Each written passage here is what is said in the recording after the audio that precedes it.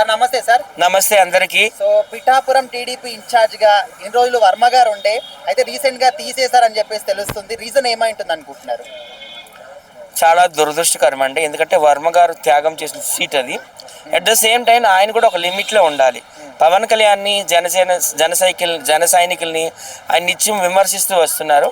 So ఈ వివాదం వల్ల ఆయన్ని పిఠాపురం తెలుగుదేశం పార్టీ ఇన్ఛార్జ్గా పీకేశారని నేను అనుకుంటున్నాను.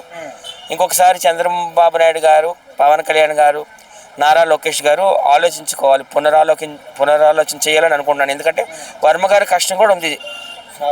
మన పవన్ కళ్యాణ్ గారి గెలుపులో పిఠాపురంలో ఆయన 70,000 పై మెజార్టీతో వచ్చిందంటే ఆయన కృషి కూడా ఉంది. కాబట్టి తప్పులు అందరూ చేస్తారు.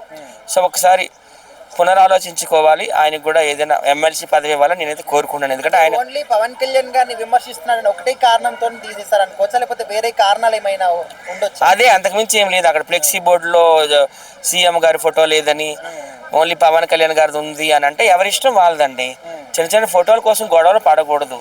ఇప్పుడు కొన్ని కార్యక్రమాలు ఓన్లీ జనసేన వాళ్ళు చేసుకుంటారు. అందులో చంద్రబాబు నాయుడు గారిది పెట్టలేదేమో, అదేం తప్పలేదు కదా. చంద్రబాబు నాయుడు గారికి లేని ఫీలింగ్ ఆయనకి ఎందుకు, వర్మ గారికి? ఇప్పుడు ఇక్కడ ముగ్గురు కలిసి కూటమిలో పనిచేస్తున్నారు. మోడీ గారు కావచ్చు, చంద్రబాబు గారు కావచ్చు, పవన్ కళ్యాణ్ గారు కావచ్చు.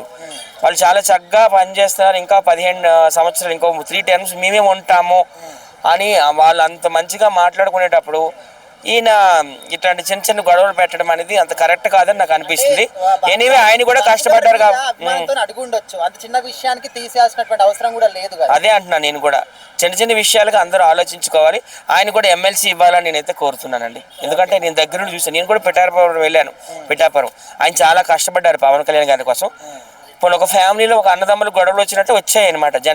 జన సైనికులకి, వర్మ గారికి. ఇంకొకసారి పెద్ద నాయకులందరూ ఆలోచించుకొని మరి ఆయనకి వేరే ఒక పదవి ఇస్తున్నారని కూడా నేను విన్నాను. అది ఎంతవరకు కరెక్ట్? తెలుగుదేశం పార్టీ రాష్ట్ర ఉపాధ్యక్షుడు ఇస్తారని అంటున్నారు. అలా ఇస్తే సంతోషమే, వైస్ ప్రెసిడెంట్ పోస్ట్ ఇస్తే.